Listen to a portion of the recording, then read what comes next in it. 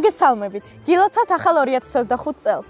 და იმ მშვიდობის, სიყვარულის და ერთმანეთზე ზრუნის წელი დაგვებედოს თითოეულ ჩვენგანს. დღეს ჩვენმა ყურებელს განსაკუთრებული გადაცემა მოვუმზადეთ, რომელსაც წარუძღვებით ანა მარია სვანიძე და ვაჟა ვაშაყმაძე. დღევანდელ გადაცემაში თქვენი მოგზაურებთ ბუნების სიახლოვეს.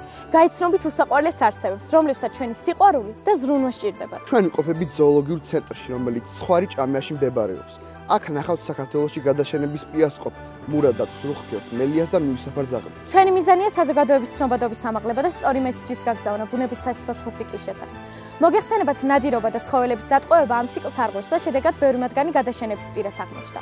დღეს ჩვენი კორესპონდენტები ელენე ტუსკაძე და მარიამ ძიაფშიბა დეტალურ ინფორმაციას მოგვაწვდიან ზოოლოგიური ცენტრის უსაფრთხოების ზომებზე. მოგესალმებით, გილოცავთ ახალ წელს. დღეს ჩვენ გაგაცნობთ რამდენიმე წესს, რომელიც უნდა დაიცვათ ზოოლოგიური ცენტრში ვიზიტის დროს. ზოოლოგიურ ცენტრში იმყოფებიან ესეთი ცხოველები, რომლებიც ველურ ბუნებაში დამოუკიდებლად ვერ იცხოვრობენ. წესი პირველი, ვოლიერებთან მიახლოება და ცხოველებთან ფიზიკური კონტაქტის დამყარება აკრძალულია. წესი მეორე, ცხოველები გამოყვებით წესების დაცვით. წესი მესამე, ტერიტორიის დანაგვიანება და ხელმძენარეების განადგურება დაუშვებელია. წესი მეოთხე, ნუ ეწოვით ცენტრის არაფრიზელ მდგომარეობაში. წესი მეხუთე, ტერიტორიაზე არ შემოიტანოთ ასაფეთქებელი და აალებადი ნივთიერება. ჩვენი რჩევაა, რომ საახალწლოდ მოხვიდეთ ზოოლოგიურ ცენტრში. იმედია გაითვალისწინებთ ჩვენს რჩევებს, თქვენი და ცხოველების უსაფრთხოებისთვის. რუხი მგელი მთელ სოფლიოში ყველაზე არაპროგნოზირებადი და ტრადიციების მქონე მტაცებელია. მათზე საინტერესო ინფორმაციას ალექსანდრე ქავთარაძე, იოანე ვაშაყმაძე, ელენე ლადარაიშვილი და ლუკა ვაშაყმაძე მოგაცდიან და უფრო ახლოდან გაგაცნობენ ერთ-ერთ დომინანტ ცხოველს.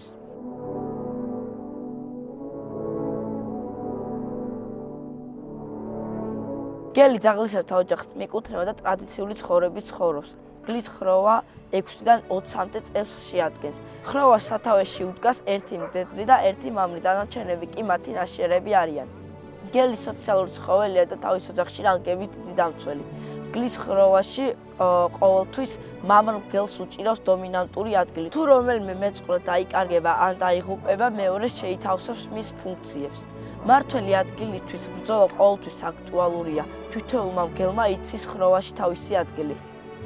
მგლის ხროვაში ხშირია ეგრეთ წოდებული სოციალური რიტუალები, რომლის დროსაც მთავარმა მგელმა უნდა დაამტკიცოს უპირატესობა. წინააღმდეგ შემთხვევაში მას შეცვლის სხვა მგელი. ხროვის ყველაზე ახალგაზრდა წევრები, რომლებსაც ყველაზე დაბალი რანგი აქვთ, ხშირად ტოვებენ საკუთარ ოჯახებსა და ახალი ხროვის შესაქმნელად მეგობრებს ეძებენ. ასეთი უგლები, როგორც წესი, ძალიან ახალგაზრდები არიან და ბევრი ხეტიალი უწევს. მოხეტიალე მგელის სილოს გვერდია უვაროს სხვა ხროვის ტერიტორიებს. წინააღმდეგ შემთხვევაში მას შეიძლება უთანხმოება მოუვიდეს ამ ხროვის წევრებთან, რაც შესაძლოა ფატალური აღმოჩნდეს მისთვის. მიუხედავად იმისა, რომ მგლის ხროვის წევრები ერთმანეთში ხშირად ჭკუობენ და უპატიჟებენ სტუმრის დანახვისას ერთად იკვებიან და მტერსებზიან. ამიტომაა, რომ მეულად მოხეტიალე მგელს მეტი ყურადღება მართებთ, რათა მათ მგლის ხროვას არ გადაეყაროს. ამიტომაა, რომ ეულად მოხეტიალე მგელს მეტი ყურადღება მართებთ. შემოდგომასა და ზამთრის პერიოდში მგლის ხროვა მოხეტიალე ცხოვრებას ეწევა, თუმცა მაინც ინაცვლებს საკუთარ ტერიტორიებს. მგლები ყნოში გრძნობენ ამა თუ იმ ხროვის დანიშნულ ტერიტორიას და თავს არიდებს მას. ერთმანეთის ადგილმდებარეობის გარკვევის მეორე მეთოდი ყმუილია. ხროვებს შორის დაპირისპირება მუდმივად ხდება, ამიტომ არასასურველი შეხვედრის თავიდან ასაცილებლად მგლები ხშირად ყმუიან. ყმულს იწყებს ერთი მგელი, ხოლო ხროვის დანარჩენი წევრები მას ყვებიან მომღერალთა გუნდის პრინციპით. ეს იმდენად სასიამოვნოა მგლებისთვის, რომ ეს მათთვის ერთგვარი გამანჯანსაღებელი პროცესია. ზამთრის მიგრაციის დროს მგლების ხროვის ყმუილი მუდმივ ხასიათს ატარებს. ამით ისინი ხვდებიან თუ რომელი ტერიტორიებია დაკავებული. თუ ხროვა მცირერიცხოვანია და სუსტი, ის სიჩუმეს ამჯობინებს და ტყეში მალულად ხეტიალობს, რათა არ გადააწყვეტს თავისე ძლიერ მოწინააღმდეგეს. ამავე მიზეზით ეული მგლები, როგორც წესი, თავს იკავებენ ყმულისგან. მგელი ადვილად ადაპტირებადი ცხოველია. მას შეუძლია იყენოს ყველა ფრთის დაჭირასის მოვალეობას. ზაფხულში მგლის საკვებს წარმოადგენს ჩიტი, ბაყაყი, ყოჭა და ზოგჯერ ხილი. ხშირად მგელი იკვებება ლეშითაც. ნადირობისას მგელი ირჩევს დიდი ზონის, რათა სრულად დაინაზღოროს დახარჯული ენები. ეული მგლის შორეული მცხობს წარმოადგენს მცირე ზომის ირემი ან ცხვარი. ხროვა კი ცდილობს საჩინო თუ სანადირო მთელი ხროვა გადის, მათ შეუძლიათ დაემორჩილოს 500 კილოგრამამდე წონის დიდი ცხენირებს, რომელიც 10 ჯერ მაინც აღემატება მგლის წონას. ასეთი ნადავლით დაჭერისაში თანთქმისთვის საჭიროა სიძლიერე, ენერგია, გამედაობა და გუნდური თანადგომა. როდესაც მგლის ხროვას შეიგნოს მსხვერპლის დაკვალებს, მისი ყველა წევრი წუთი არ ჩდება დანიშნულების ადგილას. ტრიალ მინდორში მგელი მაშინვე შეტევაზე გადადის, ხოლო ტყეში კი ადვილია მსხვერპლთან მიპარვა. ნოსვის გამოყენებით მგლების ხროვა უსაფრთხოება მსხვერპლს და ალყაში აქცევს მას. მგლები ჩვეულებრივ არ ერჩიან დიდი ზომისას დასრულ და ჯანმრთელ ცხოველებს. მგლის ძირითადი ნაწილი ნადავლად ირჩევს ძალიან ახალგაზრდა და ძალიან ბებერ, სუსტ, ავადმყოფ ცხოველს. მგლების ნადირობას დაკვირვებისას ჩანს, რომ მგელი ყოველთვის თავს ესხმის ჩამორჩენილ ცხოველს, რათა მარტივად მოიპოვოს საკვები, მაგრამ ყოველთვის შედეგიანი არ არის ნადირობა. მგლის შანსები ნადირობისას გაცილებით მაღალია გუნდური მოქმედების დროს. ამ დროს 2 ან 3 მგელი ჩასაფრებულია, ხოლო დანარჩენი მგლები თავს ესხმის მსხვერპლის ჯოგს. პანიკას ჩაგდებენ და მახისაკენ იტყუებენ. პირველი საკვებს მიირთმევს ხროვის ლიდერი. იგი ნაკუწებად აქცევს მას, რის გამოც მთლიანად სიცხეში ისვრება. ხოლო ამის შემდეგ აქვს სხვა მგლებს ჭამის უფლება. თუ ნოყიერი სადილის შემდეგ კიდევ დარჩათ საკვები, მას მიწაში ფლობენ მომავალისათვის, ან უბრალოდ თავს ანებებენ. სადილის შემდეგ მგელი უახლოეს წყაროზე პირს იბანს. შემდეგ იძინებს. გაღვიძებული ისევ იწყებს საკვებზე ზრუნავს. თუ ხროვაში ამ პერიოდისთვის არსებობს დედა მგელი და მისი ლეკვები, თითოეული წევრი ზრუნავს მათ გამოკვებაზე და საჭვით ამარაგებს მათ ბუნაგში. ჩვეულებრივ მგელი მიირთმევს 10 კილოგრამდე ხორცს ეს ჭამაზე. ხშირად ნადავლის ბეწვას და ტყავსაც მიირთმევს. ზოგჯერ რამოდენიმე დღეს შეერი დაწოდის, რადგან ნადირობის პროცესი საკმაოდ რთული და ხშირად უშედეგოა. მგელს ნადირობის დასწავლა სჭირდება. თუ კი 3 თვის ასაკამდე დედა და მამა მგელმა ლექვს ნადირობა არ ასწავლა, მან შესაძლოა ვერასდროს ინადიროს. თითოეულ ხროვას ნადირობის საკუთარი მეთოდი აქვს. ეს ჯგუფური მოქმედებაა, სადაც ყველა მონაწილეს თავისი როლი აქვს. ამიტომ ძნელია ადამიანმა მგელს ნადირობა ასწავლოს, რადგან ეს ართულებს ბუნებაში მათ დაბრუნების პროცესსაც. ადამიანის ცნობიერებაში მგელი ბოროტმოქმედია, თუმცა რეალურად ის ჩვეულებრივი ცხოველია, რომელიც გადარჩენას და საკვების მოპოვებას ცდილობს. ადამიანის ცნობიერებაში მგელი ბოროტმოქმედია, თუმცა რეალურად ის ჩვეულებრივი ცხოველია, რომელიც გადარჩენას და საკვების მოპოვებას ცდილობს. თუ კი ბუნებაში არ არის საკმარისი რაოდენობის საკვები და მგელი ტყეში უპატრონოდ მიშებულ საქონელს ნახავს, ის რა თქმა უნდა მის მოპოვებას ეცდება. სწორედ აქედან იწყება ის კონფლიქტი, რაც საქართველოში საკმაოდ მძაფრად იგრძნობა.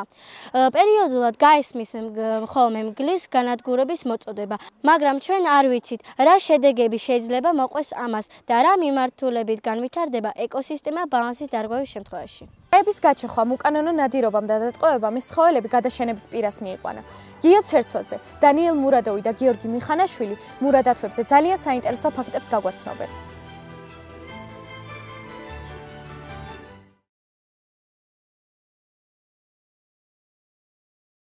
საქართველოში გავრცელებულია კავკასიური მურადათვი. ისინი მთიან რეგიონებში ცხოვრობენ.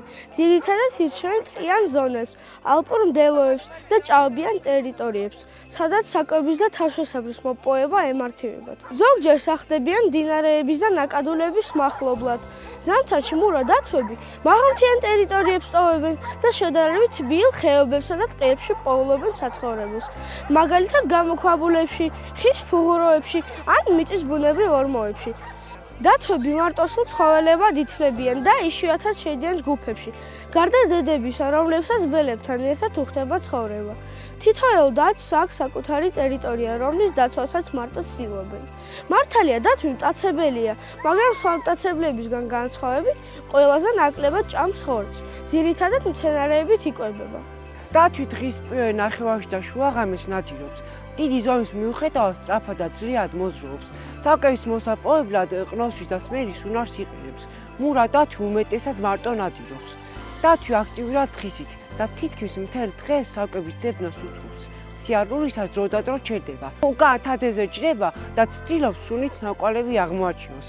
იგი გადაადგილდება 4-ვე კიდურით. თუმცა საფრთხის შემთხვევაში ჩქარის სირბილით შეუძლია. დათვების შედარებით პატარა სახეობები კი კარგი მცოცავები არიან. მათ ხშირად ნახავთ ხეზე ასრულს და იქ დაძინებულს. და დათვი კარგი მცურავია. ზამთრის განმავლობაში დათვის ტემპერატურა და პულსი არ ეცემა. როგორც ეს სხვა ზამთარში მცირე ცხოველებში ხდება. ამიტომაც ვირამინჩი თავისუფლად ჩაოლია ბუნაგიდან გამოსვლა. როგორც კი პირველი თორი გამოჩნდება, საცხოვრებიდან გამოდის სოკების საძირებლად. შემდეგ ისე უბრუნდება ბუნაგს და წილს აგრძელებს. ასეთი დიდი დაახლოებით 6 თვეს გრძელდება. გაზაფხულს დათვი განხვდარი და დასუსტებული ხდება. დათვიშობს ძალიან პატარა ბელებს. ხშირ შემთხვევაში ორს. დათვიშობს ძალიან პატარა ბელებს. ხშირ შემთხვევაში ორს.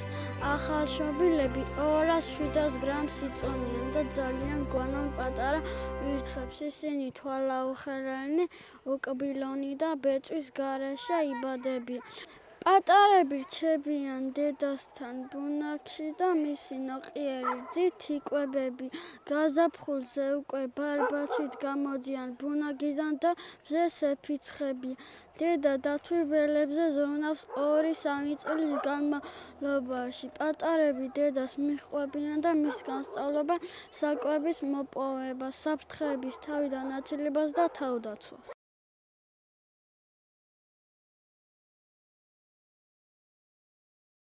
ახლა კი დროა გავიცნოთ ცხოველი, რომელიც ქართულ ლიტერატურაში ხდება როგორც ყველაზე სუნაგი და ცფიერი არსება.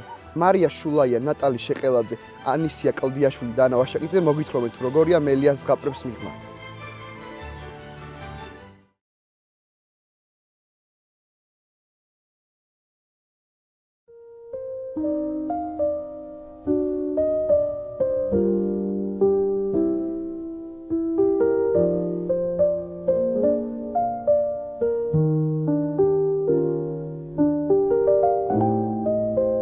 მსოფლიოში ერთ-ერთი ყველაზე გაფიცერებული მტაცებელია, რომელიც ტყეში, მიდრებში, მთიან და ნახევრად უდაბნოს რეგიონებშიც კი ცხოვრობს. მისი ადაპტაცია საშუალებას აძლევს იცხოვროს ადამიანების სიახლოვესაც. ველურ პირობებში მელია საშუალოდ 3-დან 6 წლამდე ცხოვრობს.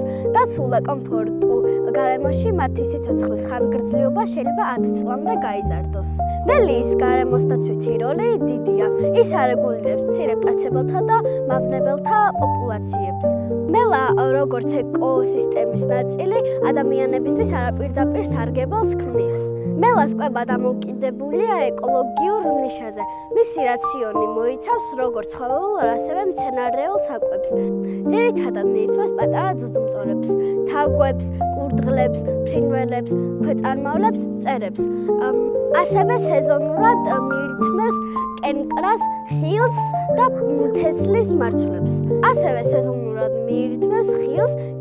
თესლის მარცვლებს. მისი საკვების ძიება ადგილობრივ პირობებზეა დამოკიდებული.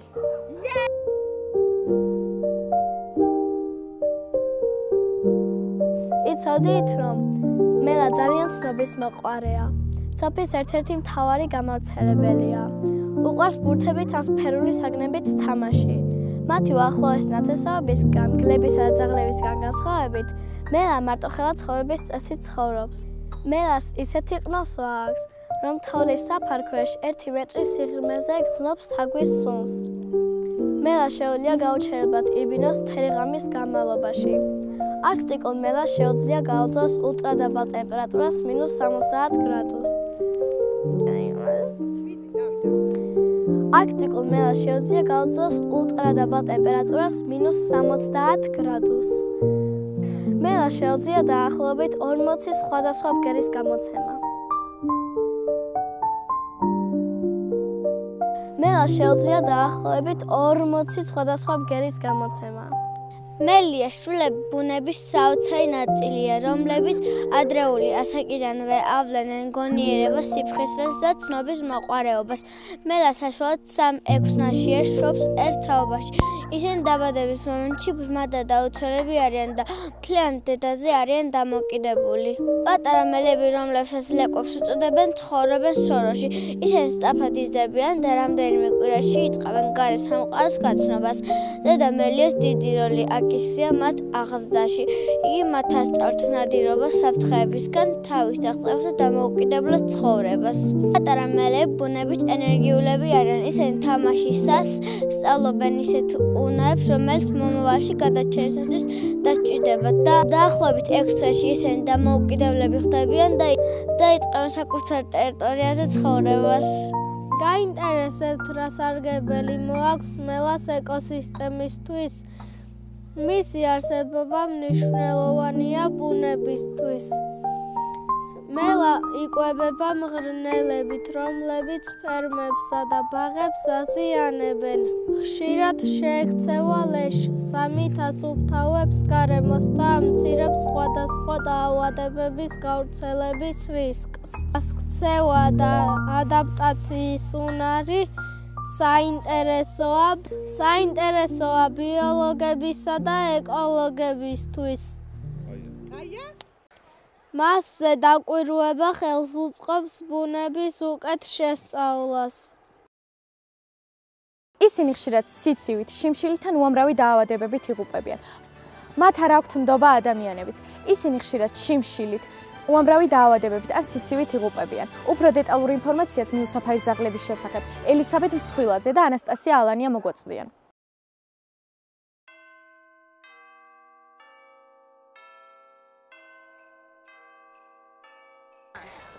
ჩვენ მოგცემთ რამდენიმე რჩევას თუ როგორ მოვიქცეთ მიუსაფარ ძაღლებთან.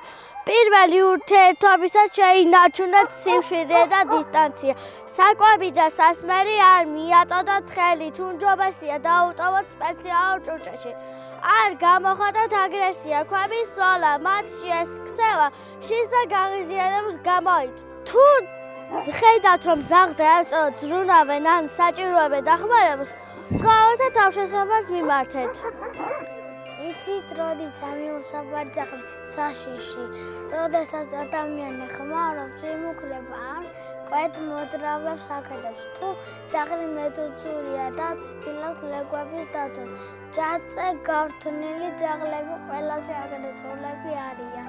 როდესაც ცობი ან სხვა სერიოზული დაავადებები აქვს. მიუსაფარი ძაღლები არა მხოლოდ პრობლემას წარმოადგენენ, არამედ შესაძლებლობასაც გავხადოთ ისინი საზოგადოების სითბოს და ზრუნვის ნაწილი. ჩვენ შეგვიძლია დავეხმაროთ მათ ღირსეული ცხოვრების დაბრუნებაში.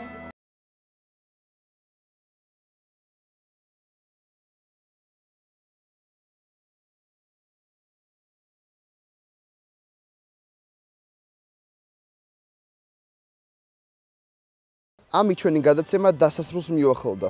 შეგახსენებთ, ჩვენ შეგვიძლია დავნერგოთ ზრუნვის კულტურა და გავხადოთ ეს სამყარო უკეთესი ადგილი ყველა ცოცხალი არსებისთვის.